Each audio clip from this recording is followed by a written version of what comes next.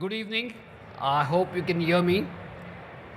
I'm Srini and I lead the business for innovation and emerging technologies. We at Tech Mahindra, one of the largest SI IT companies from India, partner with AWS in multiple areas, and we work with them in AI, in metaverse, and quantum computing. In today's session, we would like to cover how Tech Mahindra and AWS have helped companies reduce their TCO by doing joint offerings in the generative AI space. I'll just, yeah. So I'll give you some important stats. Lot of IT companies have actually been doing a lot of POCs in the generative AI space. And everybody talks about the work they do in agents and all. But do we know how many of these POCs actually get converted to production? It's a measly 5%. Let me give you three more statistics. In any given company that we work, we spend a quarter of our time typically to find out data that we require for our daily work. Or we try to find out who is the right person who can give the data. That happens in all the organizations. Similar way, each company is now spending money to see how it can make their associates more productive by giving them co-pilots and other things. So that is coming to up to 7%. But the most surprising thing that we have is that a lot of investment in technology is actually not getting used. 1/3 of the investment that we do, typically in areas like GPUs, technologies, softwares, are not getting used. So where do we go from here? So TechM and AWS have said that let us define some parameters on how do we actually make POCs which are production grade. And these are some of the principles that we follow. So what typically happens is when we try to do a POC, we will look at it only as a proof of concept. But can we look at POC as a full-term project, as the deliverables that we want to give, as the data that we need to look at, as the latency that we need to look at? Is that making a difference? The second point is the most important thing that people talk in the AI space is how do we provide security? How do we do governance? And are we inculcating that in the first stage itself when we are doing POCs? The third thing is AI is something that will improve over time. So when we are thinking of production, are we thinking of staggering our production with learnings from each phase? The fourth thing, and a big misnomer that we have, is that agentic AI will not need human beings. It's a big misnomer. Agents are there to augment what we do. And we need to plan in such a way that agents do bulk of the work, and as we go ahead, can they ensure that the presence of human beings required is very less, but plan it in such a way. And the last and most important thing for anything that we do is, are we evaluating what we are doing? Are we benchmarking what the POC that we are doing? Are we looking at what results we want to get out of it? So these are key things that we need to look at when we try to create a POC.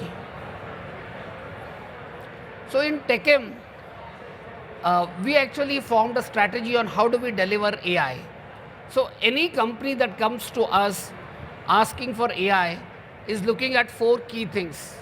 Either they're trying to do productivity, or they're trying to do transformation, or they're trying to do innovation or governance. So we came with a strategy saying, can we ensure that we deliver AI delivered right in the first instance? And to do that, TechM has come up with a product called TechM Orion. Now what is TechM Orion? So TechM, along with NVIDIA as the infrastructure player, has come up with a platform which will give you access to models for fine-tuning, which will help you to create RAG repositories, and also help you to launch agents to automate your tasks. So what will that give us? Speed, interoperability, and security and governance. Now this is the entire architecture of Orion. I will not go into detail, but I would request all of you to come to our booth, which is 1284, which is where we are talking about what is Orion, what are the key use cases that we have developed on Orion, how do we launch agents at breakneck speed, what are the repositories that we create, how is AWS a part of the entire Orion. So when you come to our booth, we'll talk about that, but this is the general architecture of Orion. So what are we doing with AWS typically?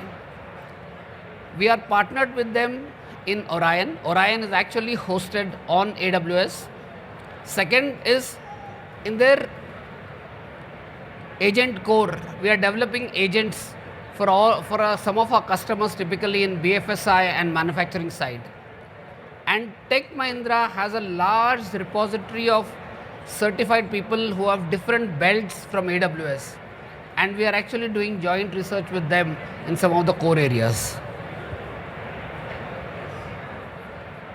So between Tech Mahindra and AWS, there were multiple case studies that we have done with customers. But I'd highlight two use cases or two case studies. The first one is a US-based company. This is into developing engineering surfaces. Has been in presence since 1950. For the last 50-60 years it's been there. And it had one typical problem that they approached us, is they have 75 human agents who work on the customer support, and these customer support agents who were there were getting bogged with multiple calls that they were getting, and which resulted in long queues for people trying to access their customer center, which affected their productivity. So what did TechM do?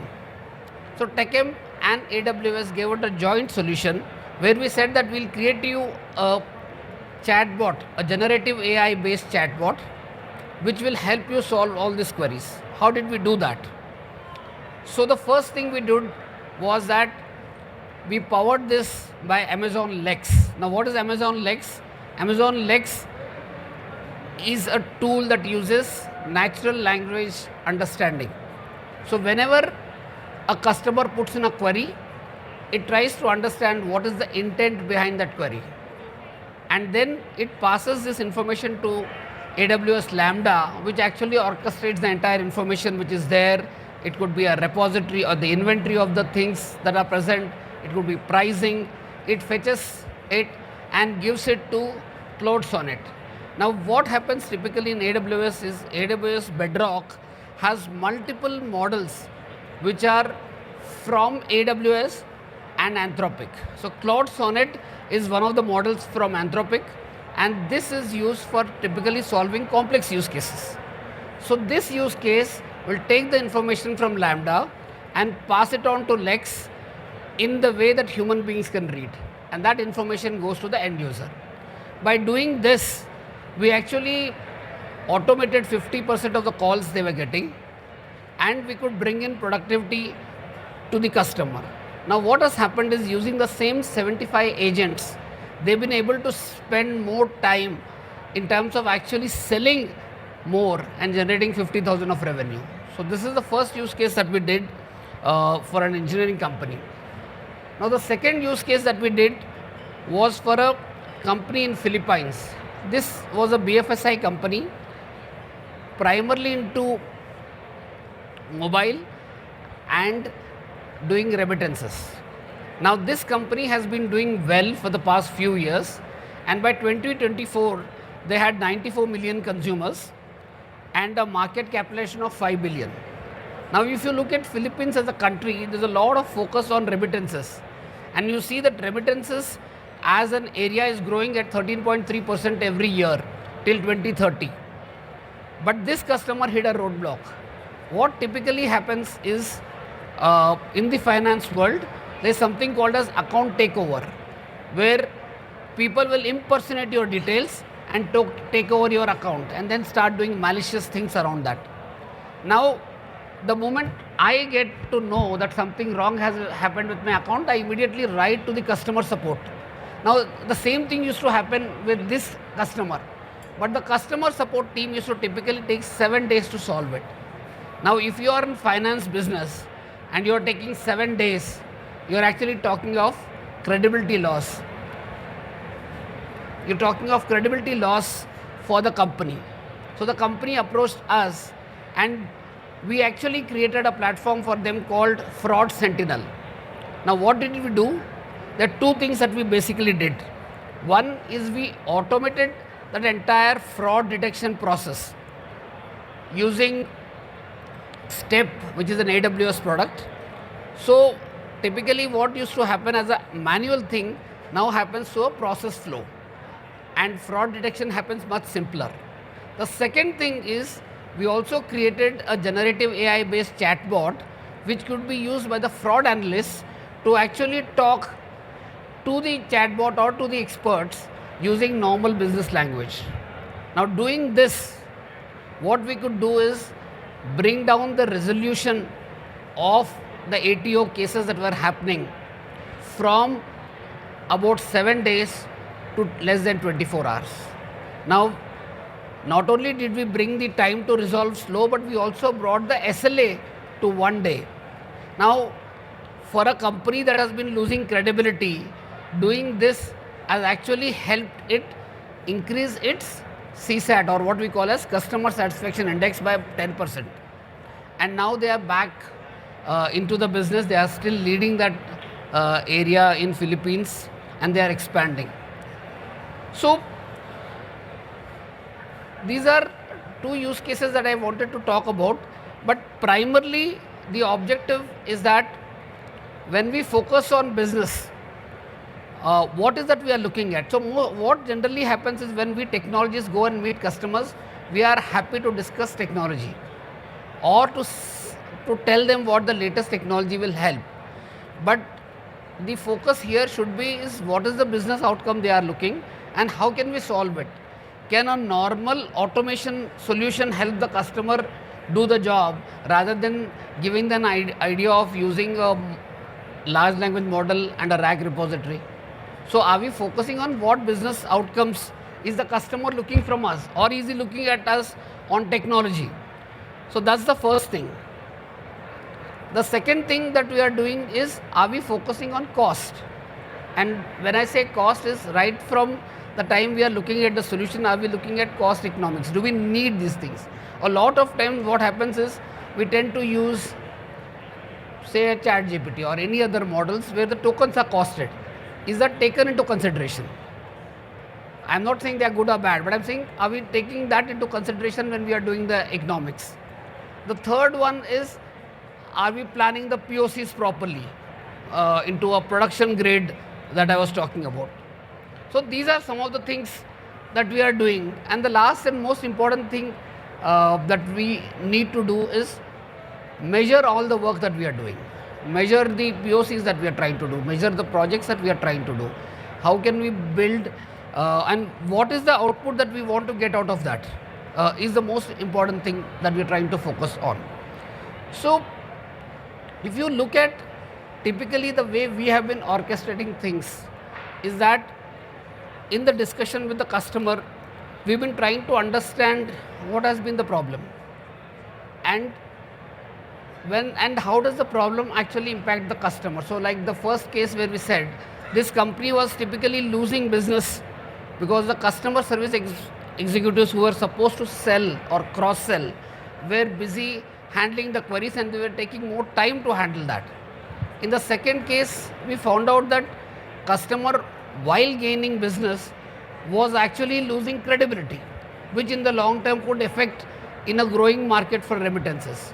So the focus was on how do we look at business outcomes, and then we come back to the drawing board and say, am I going to use AI? Am I going to use generative AI? Am I going to use a RAG repository for it? What is the solution that we want to drive? So I think overall the focus has been on how do we derive business outcomes in terms of it. So the last point I wanted to talk was, like we said that we thought agents are a panacea for all the problems that we have. The large language models are also not the panacea. So if Tech Mahindra has created a model which is 1.2 billion called Indus, and we benchmarked with GPT and others, and an independent body has found out that our ratio of tokenization was much better than them, it means that it also tells us the fact that we are not looking at large language models just based on parameters, but based on how they have been fine-tuned and how they have bbeen built. So coming back to the same premises, we look at costs, we look at business outcomes, and we try to do our POCs as a production grade. I think this is what we learned when we did the journey with both the customers. The next point I wanted to say was that we would like to extend this discussion when you come to our booth at 1284 to see what are the problems that you have in your areas in the AI space, what are the problems that your customers are facing and how we can work it together, how we can involve AWS wherever required. The third point was we as a company also look beyond AI, and I have my metaverse expert here, where we are trying to see how we can use immersive experiences combined with AI to simulate a lot of business processes. It could be digital twins for a mining company, it could be digital twin on how fiber has to be laid out for a telecom company, or digital twin on how a financial process gets solved. These are things that we are trying to do, but this is a culmination of both AI and immersive experience, or metaverse as we call it. And the last area that we are focusing on, again working with AWS, is how do we bring quantum computing into practice? How do we look at quantum computing to solve cases like fraud detection? How do we bring route optimization using quantum? And this is something that we are working on Bracket, which is an AWS product. But I think that is where I'd like to end my session. If there are any questions, I'd like to take it.